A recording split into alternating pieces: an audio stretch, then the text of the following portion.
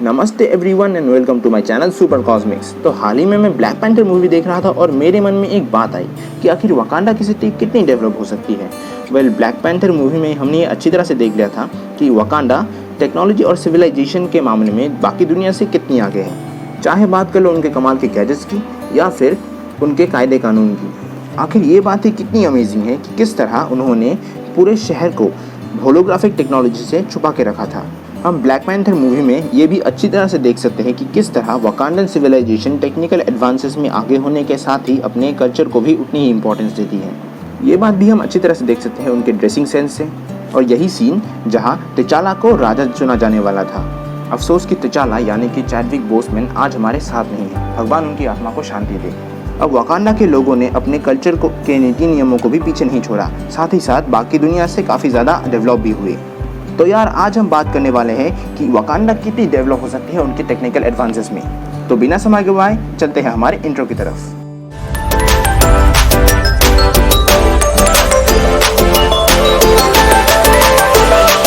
अब एमसीयू के ही दो सबसे ताकतवर मेटल, एक एडामेंटियम जिससे हमारे वुल्वरीन के क्लॉज बने थे और दूसरा है वाइब्रेनियम जिससे कैप्टन अमेरिका की शील्ड बनी थी। वाइब्रेनियम की बात करें तो करीब 10,000 साल पहले एक मीटियोर जब अर्थ पे क्रैश हुआ था तो उसी मीटियोर से वाइब्रेनियम की डिस्कवरी हुई थी।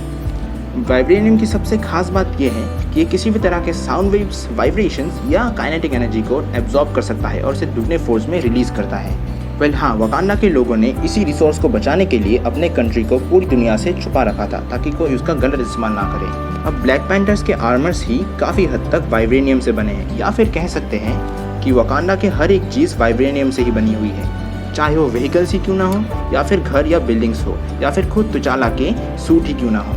अब तिचाला के सूट की बात आ ही गई है तो हम ये बात भी कर लेते हैं, ब्लैक पैंथर के क्लॉस और लगभग उसका पूरा सूट वाइब्रेनियम से ही बना है।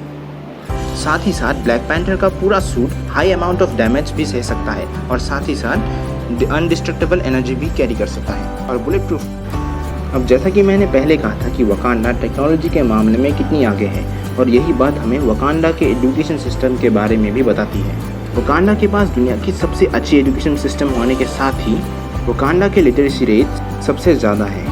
हाँ, एक बात और जो वकांडा के बारे में सबसे खास है वो ये है कि वकांडन स्कूल प्रोग्राम्स के हिसाब से प्राइमरी स्कूल से लेके सेकेंडरी स्कूल तक के बच्चों की पढ़ाई 100% फ्री है और वहाँ के स्टूडेंट्स को प्रॉपर चॉइस भी दी जाती है कि वो आगे क्या करना चाहते हैं। पर साथ ही एक बुरी बात ये है कि क्योंकि उस कंट्री के सारे लोग आइसोलेटेड रहते हैं, इसी वजह से वो वकांडा से बाहर नहीं जा सकते।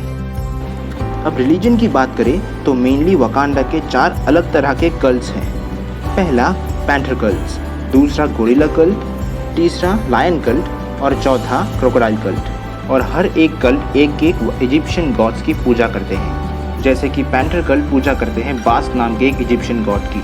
और साथ ही एक कमाल की फैक्ट ये भी कि अम्बाकू के जबारी कबीला श्री हनुमान की पूजा करते हैं और अभी भी जबारी कबीले में भगवान हनुमान की मूर्ति बनी हुई है। ब्लैक पैंथर मूवी में रिचुअल कॉम्बैट में भी हम ये देख सकते हैं कि जब अम्बाकू और तिचाला के बीच लड़ाई हो रही थी तो अम्बाकू ने कैसे एक गोरिल्ला मास्क पहना हुआ था। और ब्लैक पैंथर के एक डिलीटेड सीन में अम्बाकू ने लॉर्ड हनुमान को प्रेज भी किया था।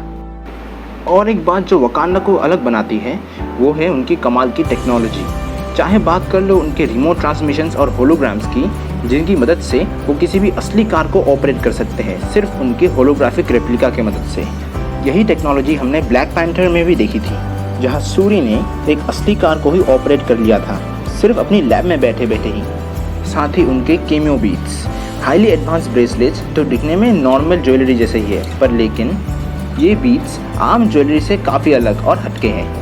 केमियो बीट्स उनके पहनने वालों की हेल्थ कंडीशन बताते हैं, उनकी एग्जैक्ट लोकेशन भी लिटरली वो सब कर सकते हैं जो एक स्मार्टफोन कर सकता है आजकल के। साथ ही कम्युनिकेशन के लिए ऑडियो सिस्टम और होलोग्राफिक विजुअल डिस्प्लेस भी हैं। तो ऐसे ही कई सारे और गैजेट्स भी हैं जो शायद हमें फ्यूचर एमसीयू में देखने को मिलेंगे। तो बस आज के लिए सिर्फ इतना ही। अगर आपको ये वीडियो पसंद आई हो तो प्लीज़ लाइक एंड शेयर कीजिए और साथ ही आपको वकांडा के बारे में कौन सी बात सबसे अच्छी लगी ये बात कमेंट में ज़रूर बताइएगा। और अगर आपको ऐसे ही और वीडियोस देखने हैं तो प्लीज़ हमारे चैनल को सब्सक्राइब कीजिए। तो मैं मिलता हूँ आपको अगली वीडियो में, तब तक के लिए स्टे होम, स्टे सेफ।